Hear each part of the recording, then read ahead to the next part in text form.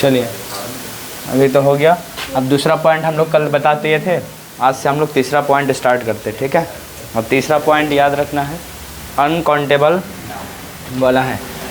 Omission of article में पढ़ लेते, दूसरा पॉइंट हो गया था, अब इसको हटा देते हैं। ओमिशन ऑफ आर्टिकल में 3-4 पॉइंट जो मेन हैं उसको हम लोग बता के नहीं चलेंगे।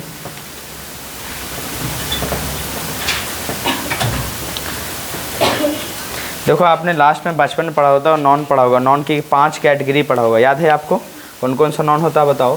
प्रॉपर नॉन पढ़ा होगा, कॉमन नॉन पढ़ा होगा, कलेक्टिव नॉन पढ़ा होगा, है ना, उसका मटेरियल नॉन पढ़ा होगा और फिर एब्स्ट्रैक्ट नॉन पढ़ा होगा। अब खुद बताइए जो अनकाउंटेबल नॉन आते हैं, अनकाउंटेबल नॉन याद है आपको?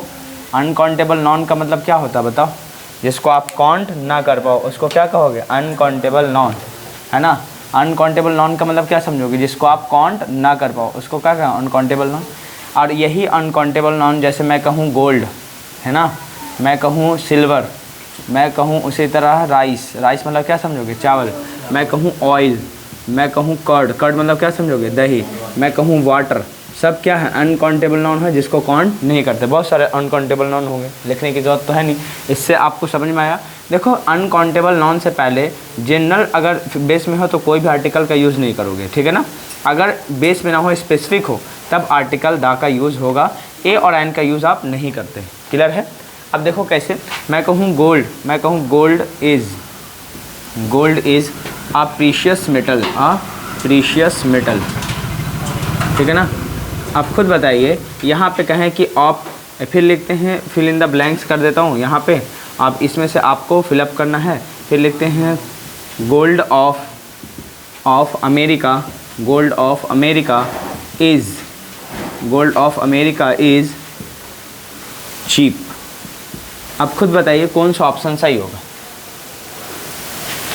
ऑप्शन में आपको या तो ए लगाना है या तो द। खुद बताओ, यहाँ पे स्पेसिफिक अमेरिका के गोल्ड की बात है तो इससे पहले क्या लगाओगे? Article the.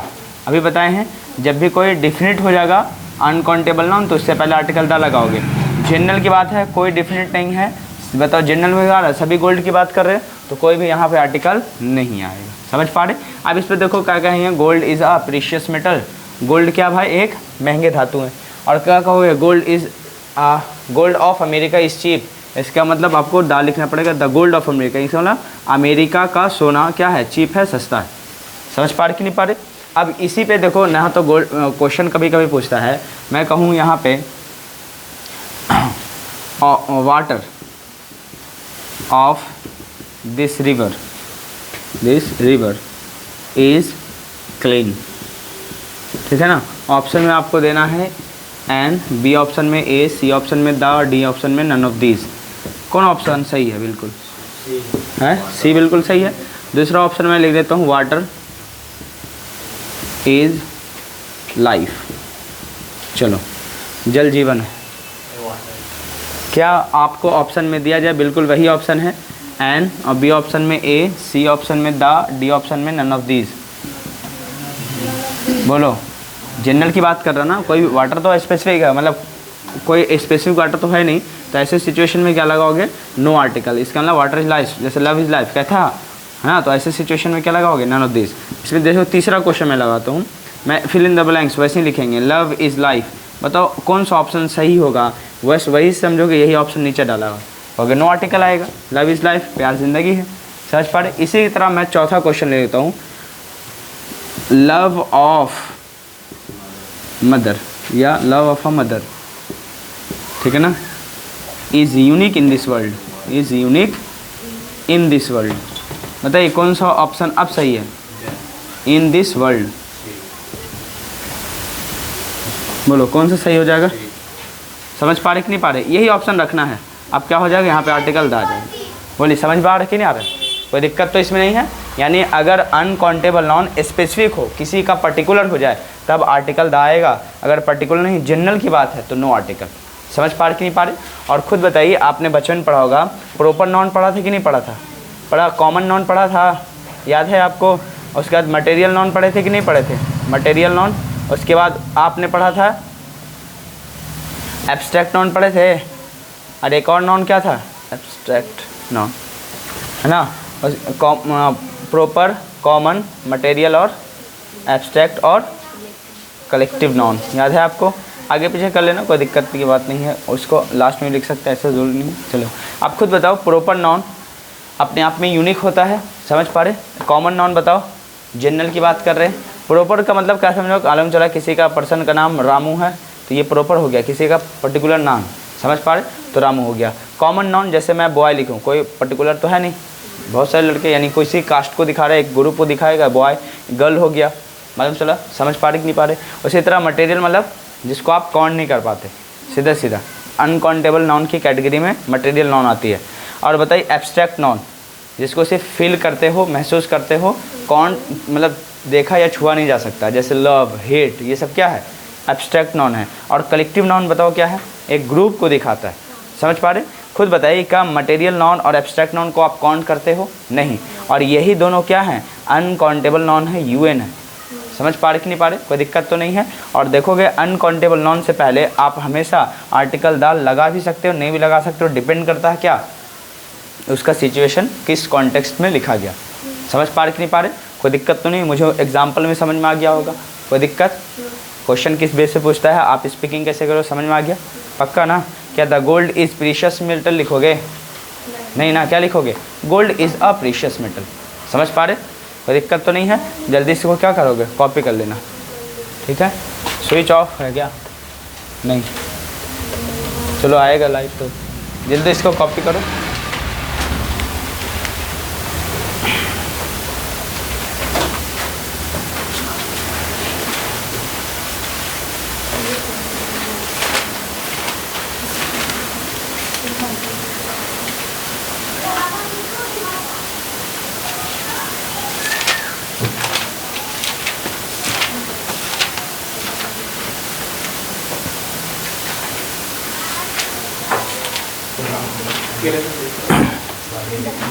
चलिए सुनो, अब ये ख़त्म हो गया, इसको हटा देता हूँ, कुछ बातें और एक्स्ट्रा बातें कर लेते हैं।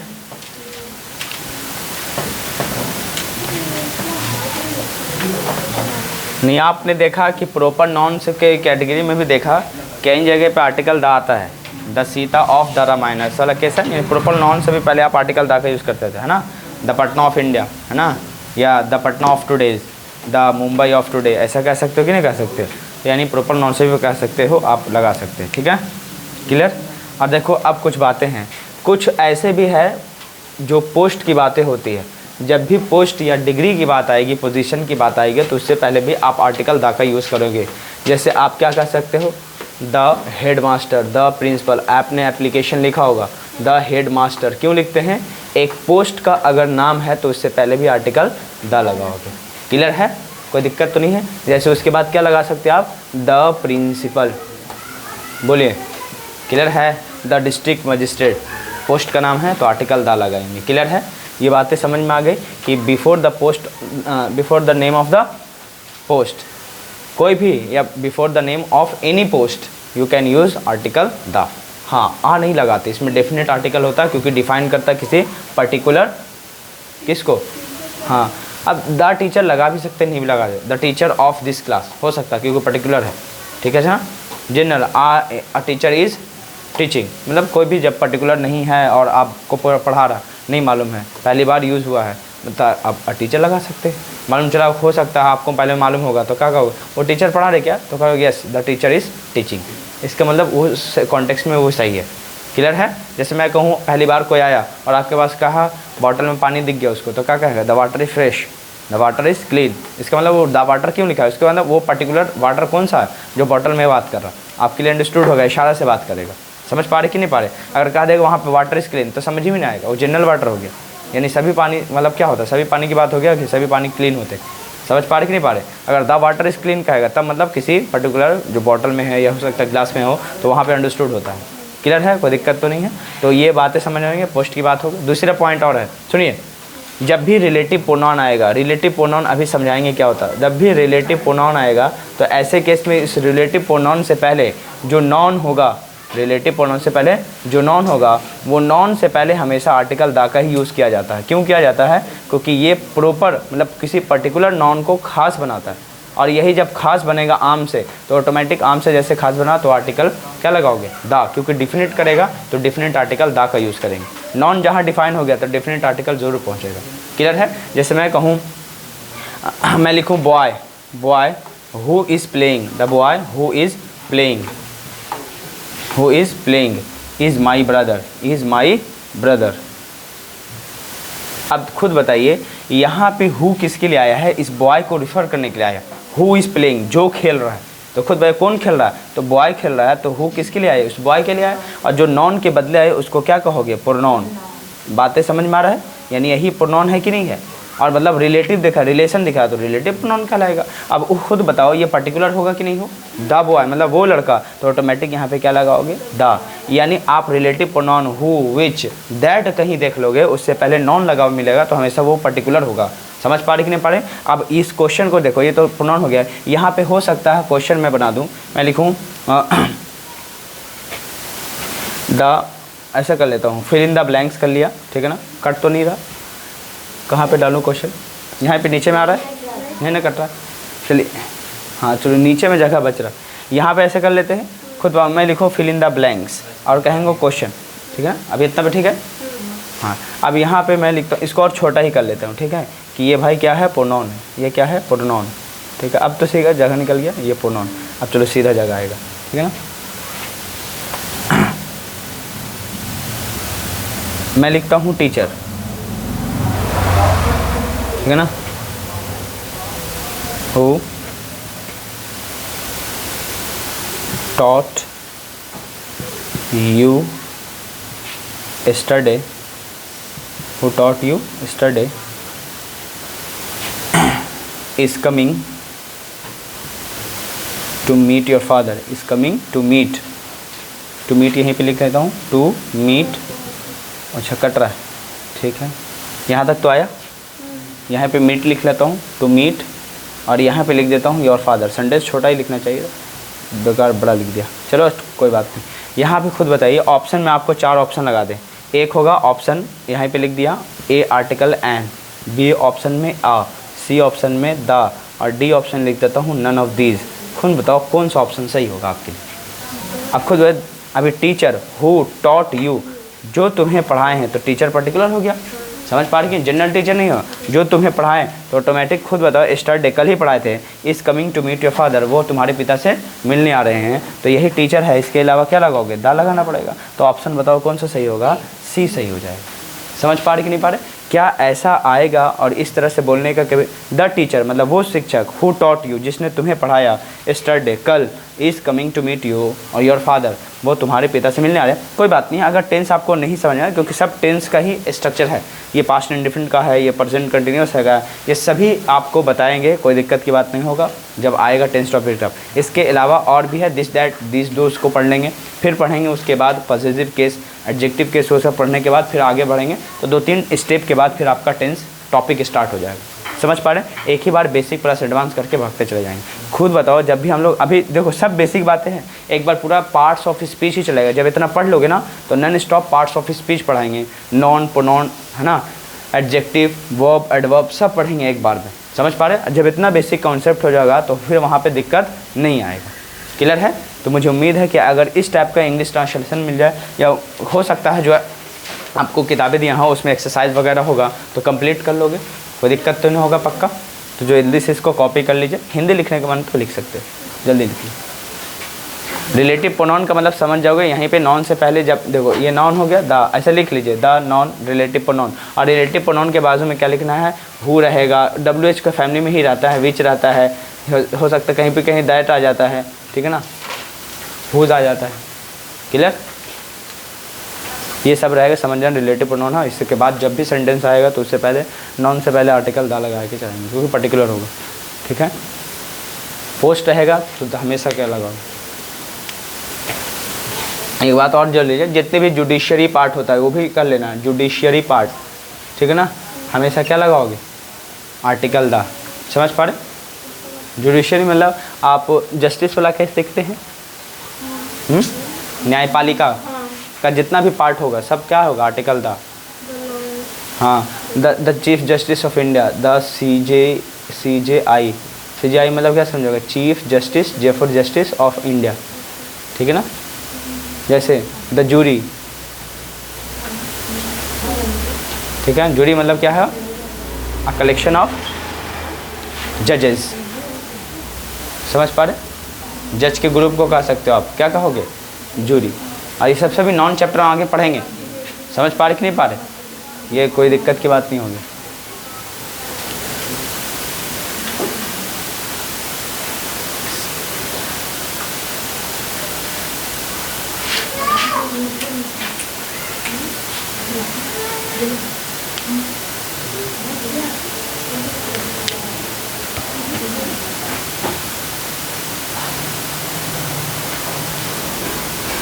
कर लीजिए, लाइट जला दूँ,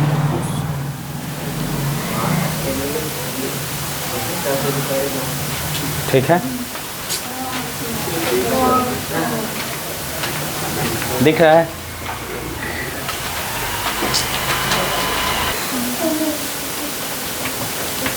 चलिए, अच्छा इसको हटा दे, एक और मेन पॉइंट आपको समझा देता हूँ।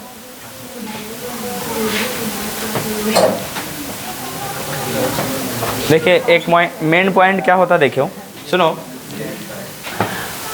आपने कभी देखा होगा कि 2 पर्सन में कभी कंपैरिजन हो जाए, 2 पर्सन में, किसी भी पर्सन में, मुख्य रूप से 2 पर्सन में कभी भी क्या हो जाए, कंपैरिजन हो जाए। कंपैरिजन मतलब समझते हो, तुलना हो जाए, ठीक है। तो आपको मालूम है कि कंपैरेटिव डिग्री वहाँ लगाते हैं, है ना।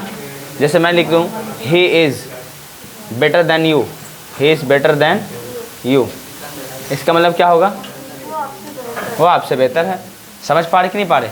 जैसे मैं कहूँ you are better than him, you are उसके बाद गुड का सेकंड बताएं, कंपैरेटिव डिग्री क्या बनेगा, बेटर।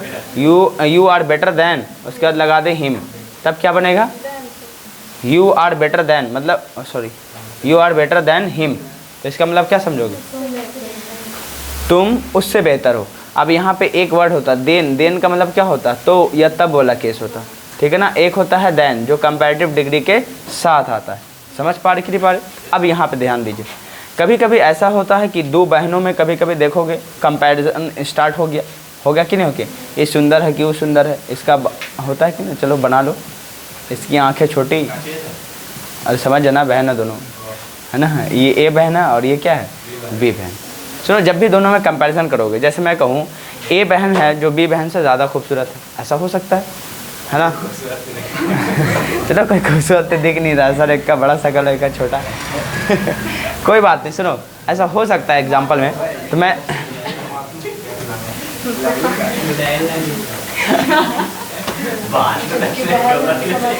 चलो ठीक है, कोई बात नहीं है, हाँ चलो मैं एक सेंटेंस लिख देता हूँ, ही इज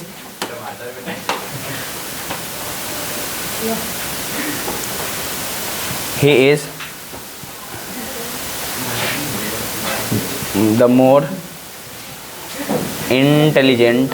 देखो इससे पहले हम लोग यही सीखे थे ना कि सुपरलेटिव डिग्री से आर्टिकल दा लगाते हैं, उससे पहले, है ना। आप देखेंगे कंपैरेटिव डिग्री से भी आप आर्टिकल दा लगा सकते हो, उससे पहले भी। मैं लिखता हूँ एक sentence, he is the more intelligent of the two boys या ऑफ द 2 ब्रदर्स। चलिए, he is the more intelligent of the 2 brothers. सुनिए, जब भी आपको दिख जाए ऑफ, उसके बाद क्या लिखे, द, ऑफ द जहाँ लिखे उसके बाद प्लूरल फॉर्म में लिखा रहे कोई भी नाउन, तो समझ जाने जो एडजेक्ट यानी कंपैरेटिव डिग्री आप लगाने जा रहे हो उससे पहले हमेशा आर्टिकल द लगाओगे। क्यों ऐसा लगाते, क्योंकि आप खुद बताओ, he is the more intelligent of the 2 brothers, यानी 2 भाइयों में से वो मतलब क्या है, वह बेहतर है। खुद बताइए, ये अपने आप में जो इंटेलिजेंट दिखा रहे हो इसका इंटेलिजेंसी, तो खुद बताइए ये पर्टिकुलर दोनों से कंपैरिजन करने पे ये पर्टिकुलर 1 बनेगा उसकी इंटेलिजेंसी, तो ऐसे सिचुएशन में क्या लगाओगे, आर्टिकल द। तो he is the more intelligent of the 2 brothers लिखना पड़ेगा। जैसे इसी में हम कहें ये एक सेंटेंस लिख दें कि शी इज़ उसका कहें more beautiful of the 2 sisters, of the two sisters. खुद बताइए सेंटेंस में क्या गलती कर रखा?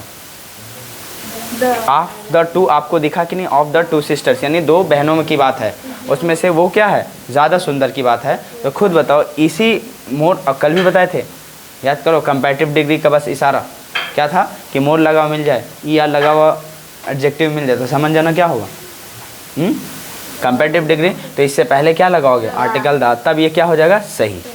समझ पा रहे? She is the more beautiful of the two sisters. समझ में आया? अब देखिए इसी पे क्वेश्चन अगर बनाना हो तो क्वेश्चन कैसे बनेगा? मैं कहूँ he is taller of the two boys.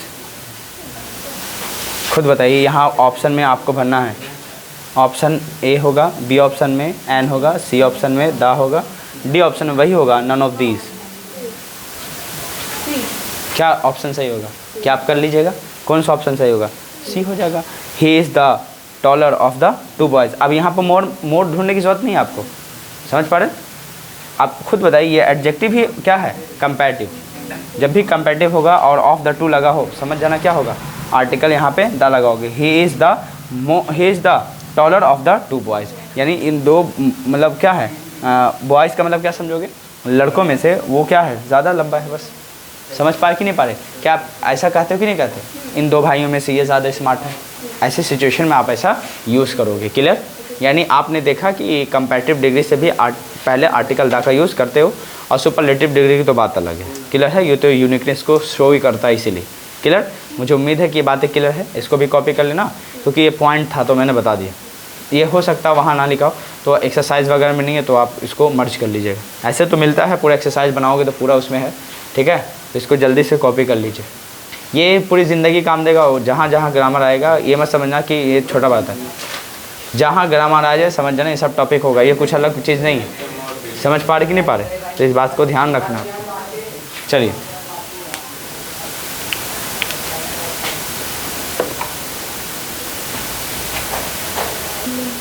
चलिए ठीक है, ये बातें समझ में आ गया।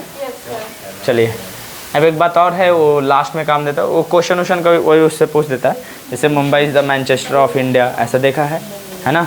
है Kalidas is the Shakespeare of India, ऐसा सेंटेंस। यानी दो प्रॉपर नाउन की आप तुलना कभी कर लो, तो जिससे तुलना उससे पहले आर्टिकल दा लगा लोगे। समझ पा रहे? तो वो वाला केस इतना स्पीकिंग यूज़ नहीं होता, लेकिन हाँ वो कभी कभी एग्जामिनेशन के अकॉर्डिंग बहुत सारे क्वेश्चन पूछ देता है। ठीक है ना? हाँ कि नहीं लिखा है।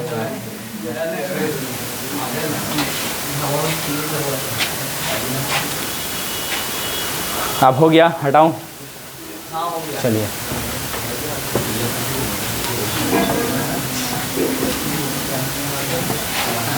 यानी ऑफ द टू वाला आप सिस्टम देख लें, जहाँ जहाँ होगा तो समझ जाना। अब देखिए मेन टॉपिक का हेडिंग डालना है आज आपको बेसिक में ही, दिस, यूज़ ऑफ दिस। ठीक है ना? अब फिर हम लोग यूज़ ऑफ दैट पढ़ेंगे, फिर यूज़ ऑफ दो दिस पढ़ेंगे, और फिर यूज़ ऑफ दोस पढ़ेंगे। बस 4 पॉइंट में चारों आपका बेसिक में ख़त्म हो जाएगा। ठीक है ना? अब ध्यान दो, जो पहली बार पढ़े हैं, देखो आगे चल के हम लोग जब यूज़ ऑफ इट पढ़ेंगे तो यूज़ ऑफ इट और यूज़ ऑफ दिस दोनों का कॉम्बिनेशन बना के सिखाएंगे कि कहाँ पे यूज़ ऑफ दिस, कहाँ पे यूज़ ऑफ इट। क्लियर है? कोई दिक्कत तो नहीं है? पक्का ना? तो ध्यान दीजिए यहाँ पे, सुनो, दिस का यूज़ पहला पॉइंट याद रखना, ये हमेशा सिंगुलर के लिए यूज़ किया जाएगा। किसके लिए? सिंगुलर के लिए। सिंगुलर का मतलब समझ में आता क्या होगा? एक वचन के लिए। समझ पा रहे कि नहीं पा रहे? अब इसका यूज़ आप प्रोनाउन की तरह भी यूज़ करते हो। किसकी तरह? प्रोनाउन की तरह। और इसका यूज़, सुनो, इसका यूज़ आप एडजेक्टिव की तरह भी कर सकते हो, एडजेक्टिव की तरह। आप तीनों पॉइंट देखेंगे, लेकिन ये हमेशा सिंगुलर का केस में ही लेके चलेंगे। क्लियर? अब एग्जाम्पल लिख के चले जाते हैं। पहला समझ में आएगा, ये हमेशा सिंगुलर के साथ यूज़ होगा, और दूसरा पॉइंट समझ में प्रोनाउन की तरह यूज़ होगा, तीसरा पॉइंट समझ में कि एडजेक्टिव की तरह भी यूज़ होगा। पहला पॉइंट लेके चलते हैं। पहला पॉइंट क्या है कि आप इसको सिंगुलर में यूज़ हमेशा करोगे। जैसे मैं कहूँ, खुद बताओ, मैं एक सेंटेंस लिख लेता हूँ, this is a marker, this is a marker. यह एक क्या भाई? मार्कर है, मतलब सिंगुलर है, यूज़ कर रहे। और इसका यूज़ हमेशा मतलब क्लोज समझते हो, कोई चीज़ पास, नियरनेस को शो करने के लिए आता है। अगर पास में कोई चीज़ आपके है और मतलब उसको डेनोट करना चाह रहे हो, दिखाना चाह रहे हो, सिंगुलर होगा तो हमेशा क्या लगाएंगे, दिस। जैसे क्या कहेंगे, दिस इज़ अ मार्कर। ये बेसिक बातें हो गई, क्लियर है, कोई दिक्कत तो नहीं है। दूसरा आप खुद बताओगे, आप जब भी सब्जेक्ट की बात या सेंटेंस के कोई भी सब्जेक्ट होगा, या तो वो दो ही चीज़ हो सकता है, या फिर क्या होगा, नाउन होता है, या फिर क्या होता है, प्रोनाउन होता है। समझ पा रहे कि नहीं पा रहे? नॉन फिर क्या होगा, प्रोनाउन समझना इसको, क्लियर है। आप खुद बताओ, ये दिस किसी नॉन पर्टिकुलर को दिखा नहीं रहा, तो ये होगा क्या भाई, तो प्रोनाउन होगा। समझ पा रहे कि नहीं पा रहे?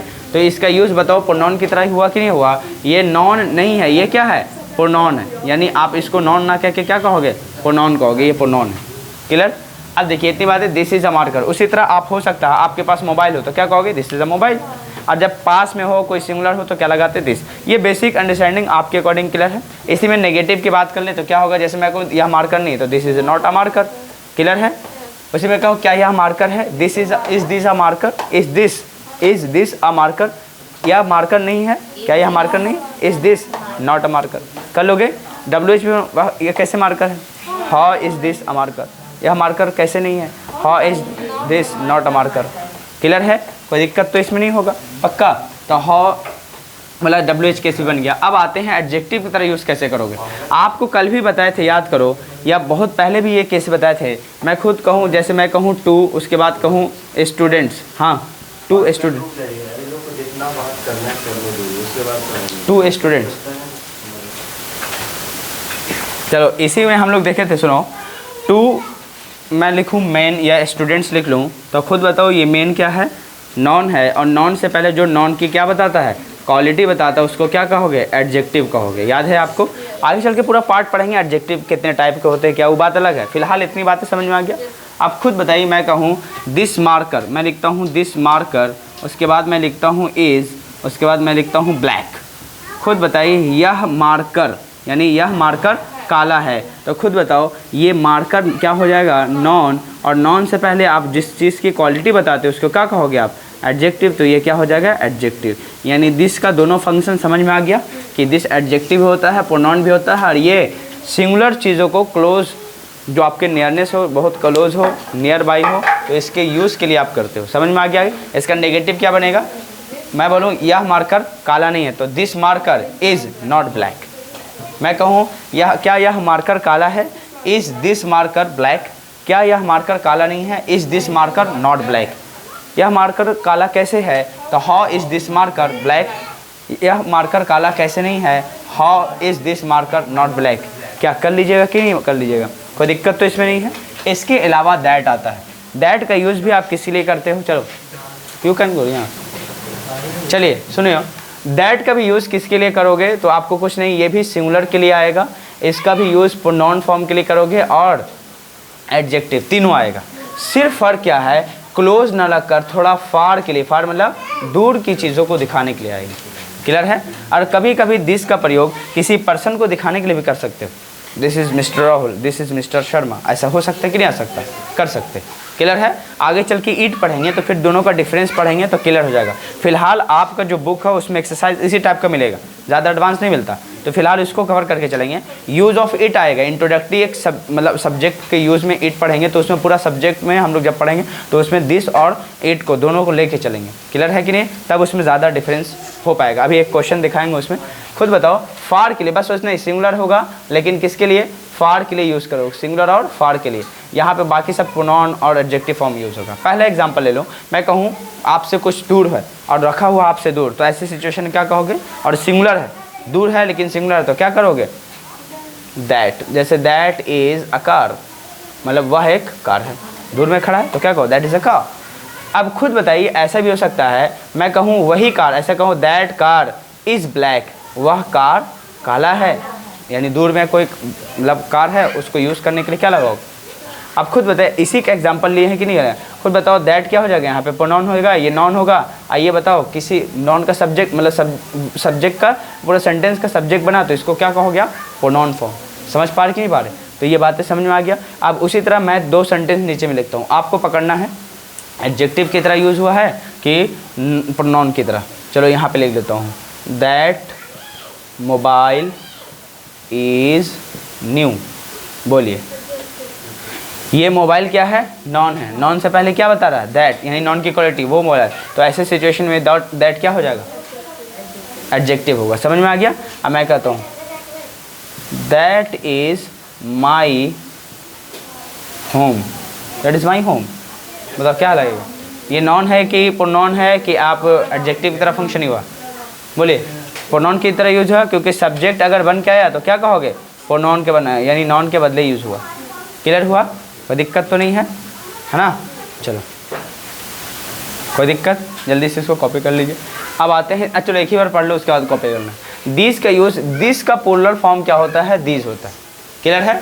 और ये भी पास की, यानी आप जहाँ पे लिखे हो ना सिंगुलर, वहाँ पे कुछ नहीं कर लेना, वहाँ पे सिर्फ प्लूरल कर लेना बस। बाकी क्लोज को दिखाएगा, ये भी प्लूरल होगा, लेकिन क्लोज जो आपके नज़दीक होगा उसको दिखाने के लिए करते हैं। दूसरा, इसका भी प्रोनाउन फॉर्म की तरह यूज़ करते हैं।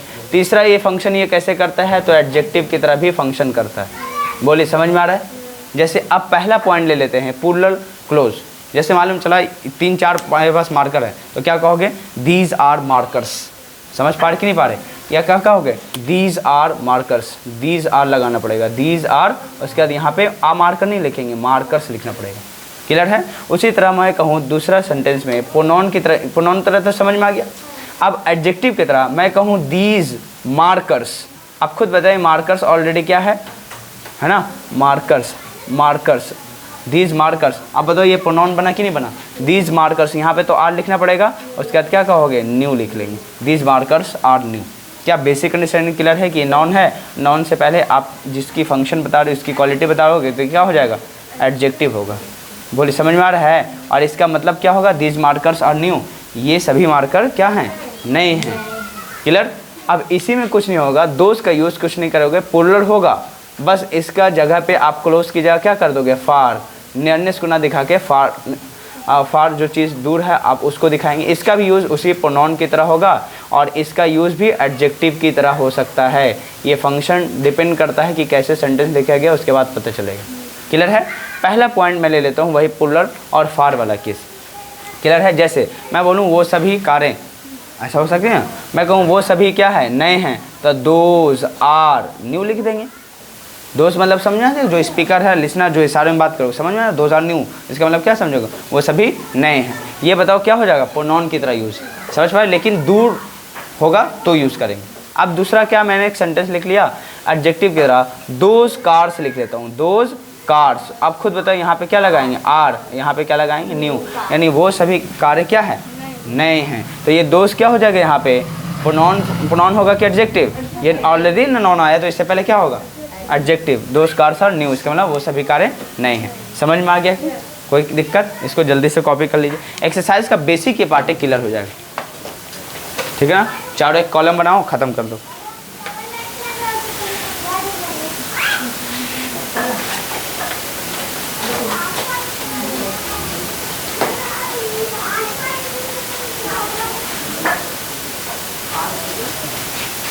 ये आज मिला के आपका चौथा चैप्टर क्या हो गया, फिनिश, ख़त्म।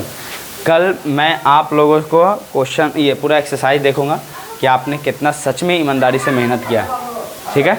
सिर्फ मतलब यहाँ ये सब देखने से आपके इंग्लिश इम्प्रूवमेंट नहीं आएगा। ये मैं पूरा फाउंडेशन करवा दे रहा हूँ ताकि वो जो बेसिक वैसे सब क्लियर है, फिर जब पार्ट्स ऑफ स्पीच चलेगा तो उसमें पूरा ये सब पढ़ा हुआ पूरा रहेगा, तभी एडवांस पूरा क्लियर हो पाएगा, नहीं तो फिर बाउंस करेगा। समझ रहे। तो ये बेसिक अंडरस्टैंडिंग आपकी ये सब होनी चाहिए क्लियर। और आपको जो एक्सरसाइज में बुक दिया गया, एक्सरसाइज के लिए बुक दिया गया, पूरा कंप्लीट करो ईमानदारी से। मैं कल चेक करूँगा।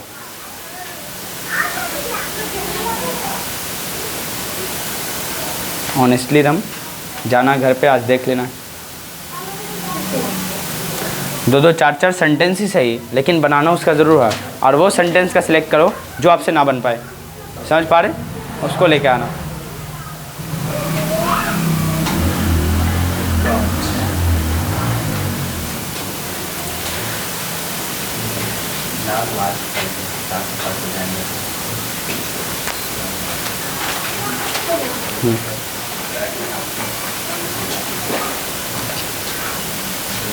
वो पिछला सब क्लास अपलोडेड है, ये भी क्लास अपलोड कर देंगे। टाइमिंग क्या है सर? किस चीज़ का? थोड़ी क्लास वही रात के 9-10 बजे तक डेली। कैमरा ठीक है प्रवेश करेगा।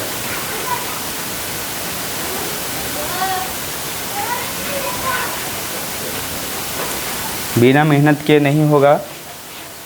घर पे जाने के बाद खुद ईमानदारी से देख लो कि कितना खुद को टाइम तुम दे रहे हो। समझ पा रहे हैं ना? जितने भी लोग इस दुनिया में ग्रेट हुए हैं आप देख लो, सब लोग वैसे ही हैं। सब ने खुद को टाइम देना सीखा। आप भी वो सपना लेकर आए हैं तो खुद को टाइम दो। हैं? शेर व शायरी क्या लगाएं? आईना वाला हैं? आईना वाला आईना वाला? हाँ, कल लगाएंगे वो आईना वाला कहानी।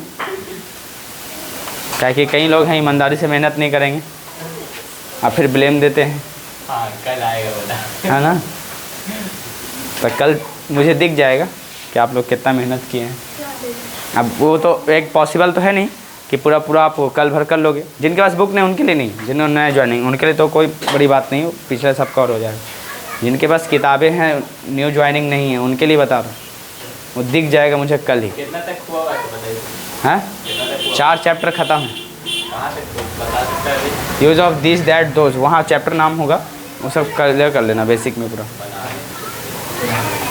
ठीक है? कल फिर वही शेर व शायरी चलेगा।